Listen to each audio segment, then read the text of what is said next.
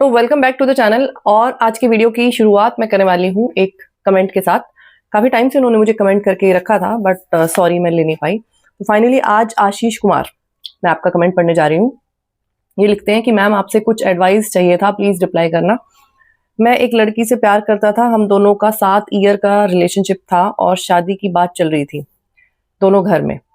तो सभी खुश थे, फैमिली वाले आपस में मिल भी रहे थे, सब अच्छा चल रहा था। एंड मोमेंट पर लड़की वालों को हमारे घर से दिक्कत होने लगी कि घर दूसरी जगह लो तभी शादी के लिए हाँ करेंगे। हमारे पास इतने पैसे नहीं थे और मैं दिल्ली में रहता हूँ, मतलब वहाँ पे इतना आसान भी नहीं है ऐसे, मतलब नया घर लेना। एंड अब इस बात को 8 महीने से ऊपर हो गए हैं। मुझे बहुत रोना आता है, एंजाइटी होती है, रात भर सो नहीं पाता, खुद को ब्लेम करता हूँ कि घर क्यों नहीं ले पाया। अब इस लड़की की जो शादी है वो शायद कहीं और कर दी है उसके पेरेंट्स ने 12 नवंबर को, और तब से मैं एंजाइटी से उभर नहीं पा रहा हूँ। प्लीज़ बताएं कि मैं क्या करूँ, मैं बहुत परेशान हूँ। सो आशीष, पहली चीज़ ये कि आपने अपनी जो भी प्रॉब्लम लिखी, आपका जो दर्द है वो मुझे अच्छे से समझ में आ रहा है। और कई बार अगर कोई ये भी बोल देता है ना हमें कि हाँ, मतलब I know what you are going through, उससे भी हमारा जो दर्द है ना वो थोड़ा सा कम हो जाता है। अब ये जो आपकी सिचुएशन है ये बहुत ही बहुत ही वर्स सिचुएशन पे आप अभी खड़े हो अपनी जिंदगी की। I understand that, totally understand that, but we have to find the ways to move on. अभी इसी सिचुएशन में तो हमें जिंदगी भर नहीं पड़े रहना है ना, तो अभी हमें कुछ तो ऐसा करना पड़ेगा, कुछ चीजें ऐसी करनी पड़ेंगी जिससे कि हम अपने आप को वापस से एक स्ट्रॉन्ग इंसान बना सकें।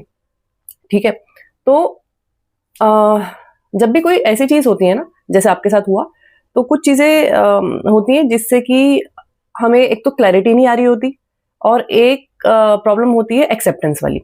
ये मेनली 2 प्रॉब्लम होती है। तो आपके केस में ना सबसे पहले मैं आपको क्लैरिटी देने की कोशिश करती हूँ।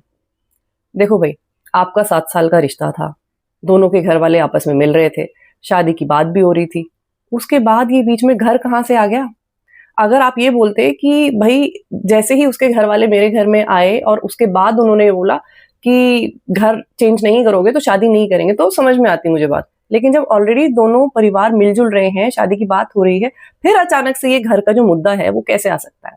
तो चलो यहाँ पे ये मान लेते हैं कि कोई बात नहीं, घर वालों को जो है ये बात बाद में रियलाइज हुई कि घर छोटा है या घर अच्छा नहीं है या फिर हमारी बेटी जो है इस घर में अच्छे से नहीं रह पाएगी, बाद में रियलाइज हुई। एंड उन्होंने ये बाद में मुद्दा उठा दिया।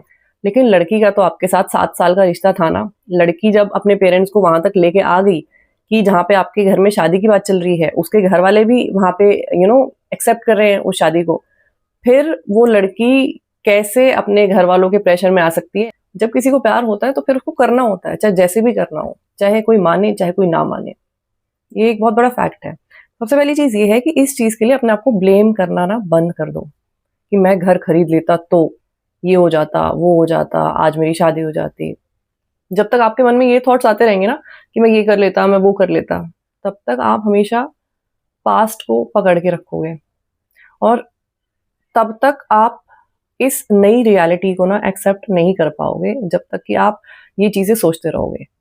तो सबसे पहली चीज एक्सेप्ट करने के लिए, मतलब रियलिटी अभी क्या है आपकी, उसको एक्सेप्ट करने के लिए आपको ये क्वेश्चन तो 100% अपने दिमाग से ना बिल्कुल निकाल के फेंक देना पड़ेगा कि मैं ये कर लेता, मैं वो कर लेता, क्योंकि आपकी तो इसमें कोई भी गलती है नहीं।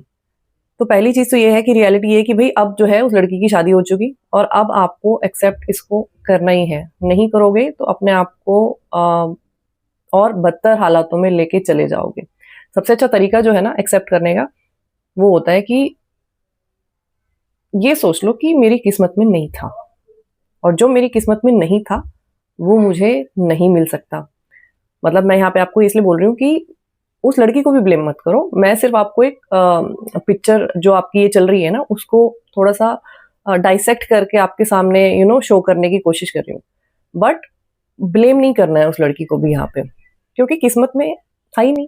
और जब किस्मत में नहीं होगा तो चाहे कितने कुछ भी कर लो, कितने जोर लगा लो, नहीं आप हो सकते थे उसके साथ। ठीक है, अच्छा, ये तो रही एक बात। अब बात करते हैं कि अब करना क्या है? मतलब अब अपने इस प्रेज़ेंट को कैसे हम बेहतर बना सकते हैं? तो देखो, आपने जैसे लिखा कि आपको एंग्ज़ायटी हो रही है। आपको कुछ चीज़ें मैं बताऊँगी जो आपको रिलीजियसली फ़ॉलो करनी है। अगर आप सचमुच में चाहते हो ना कि आप एक बेहतर इंसान बन सको, या फिर अभी जो आपकी नॉट बेहतर इंसान बेसिकली, अभी जो आपकी कंडीशन है ना, उससे आप एक नॉर्मल वाली कंडीशन पे आ जाओ तो। एंग्ज़ायटी जो है ना, वो हमें तभी होती है हमेशा, जब हम फ्यूचर को लेके चीज़ें सोचते रहते हैं कि अब मेरा क्या होगा? अब मैं कैसे रहूँगा? अब तो कोई भी नहीं है मेरे साथ, ठीक है? वो लड़की जो थी वो चली गई, तो अब तो मैं तो रह ही नहीं सकता उसके बिना। तो इसलिए मेरा जो फ्यूचर है ना, वो तो बिल्कुल अंधकार में है, बिल्कुल बेकार है। तो जब ये सारे इफ्स एंड बट्स हम सोच रहे होते हैं, तो एंग्ज़ायटी हमारे शरीर को जो है ना, वो अच्छे से जकड़ लेती है। और इस एंग्ज़ायटी की वज़ह से हमारे पूरे दिमाग में, पूरी बॉडी में डर आ जाता है। मतलब कि हम सर्वाइवल मोड में जीने लग जाते हैं। जैसे कि मैंने पहले भी किसी अपनी वीडियो में ऐसा कहा होगा कि हमारा जो नर्वस सिस्टम है ना, वो सिर्फ़ तब पैनिक करना चाहिए जब हम ऐसी कोई सिचुएशन सामने देख लेते हैं कि जैसे कि कहीं आग लग गई और हमें भागना है, या फिर कहीं शेर आ गया और हमें भागना है। सिर्फ़ तब हमारे जो इस नर्वस सिस्टम में ना एक डर वाली स्टेट आनी चाहिए, या फिर एक सेफ्टी चली गई मेरी, वो वाली स्टेट आनी चाहिए। बट जब हमें एंग्ज़ायटी घेर लेती है ना, तो हम 24 घंटे, हमारा जो नर्वस सिस्टम है वो उस डर वाली स्टेट में जीने लग जाता है। हमारी बॉडी उस स्टेट में जीने लग जाती है। और ये बहुत ही पैथेटिक स्टेट होती है, जो भी कोई इसमें जी रहा होता है ना, I can understand. So this is a very pathetic state if you are in this particular state, अगर एंग्ज़ायटी आपको इतना पकड़ लेती है तो। तो कुछ चीज़ें अब आपको अपने साथ करनी है इस एंग्ज़ायटी को अपनी बॉडी से निकाल के फेंकने के लिए। और वो ये है कि, तो सबसे पहली जो चीज़ है, वो आपको ये करनी है, सुबह और शाम आपको 10-10 मिनट डीप ब्रीथिंग करनी है। डीप ब्रीथिंग के लिए आप कोई भी यूट्यूब की वीडियो देख सकते हो, आपको कैसे करनी है। लॉजिक जो है ना, वो ये है कि जो हमारा नर्वस सिस्टम सर्वाइवल मोड में जी रहा है, जो इतने डर में जी रहा है, सीधा जब हम डीप ब्रीथ करते हैं, तो सीधा हमारा जो सिम्पैथेटिक नर्वस सिस्टम होता है ना, उसको सीधा मैसेज जाता है हमारी वेगस नर्व के थ्रू कि everything is okay, I am safe. और जब हम ये डेली प्रैक्टिस करते जाते हैं ना, तो जो हमारा नर्वस सिस्टम है, जो इतना एक्टिवेटेड स्टेट में आ चुका होता है, वो धीरे-धीरे करके ना शांत होने लग जाता है। पहली चीज़ तो ये करनी है, 10 मिनट सुबह, 10 मिनट शाम को, और अगर बीच में आप कर सको तो नथिंग लाइक इट, ठीक है? दूसरी चीज़ जो है वो ये है कि बहुत बार ये हम शब्द सुनते हैं ना, सेल्फ लव, लेकिन हमें सचमुच में एक्चुअली में पता नहीं होता कि कैसे अपने आप को प्यार करना है। तो जो अल्टीमेट गोल होना चाहिए ना हम सबका, वो सेल्फ लव होना चाहिए।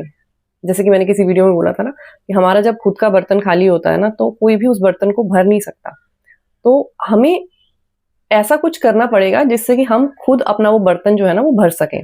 मतलब प्यार वाला जो बर्तन है ना, उसको भर सकें। And for that you have to do few things religiously, day and night, daily. Then only you will be able to feel कि हाँ, मैं ज़िंदा हूँ। जैसे कि जो छोटी-छोटी चीज़ें हैं हमारे पास, उन चीज़ों को देखना, उनके लिए ग्रैटिट्यूड फ़ील करना। बहुत सारी चीज़ें हैं। एक चीज़ मैं आपको बता देती हूँ, ये जो हमारा दिल है, ये जो 24 घंटे धड़कता रहता है, ये एक ऐसा ऑर्गन है कि अगर 1 सेकंड धड़कना बंद कर दे, तो हमारा काम जो है वहीं पे तमाम हो जाएगा। बाकी जो ऑर्गन है, वो फिर भी सर्वाइव कर जाते हैं। कई मेडिसिन से सर्वाइव कर जाते हैं। कई ऐसा होता है कि ठीक है, खराब हो भी गए तो रिप्लेस कर देते हैं।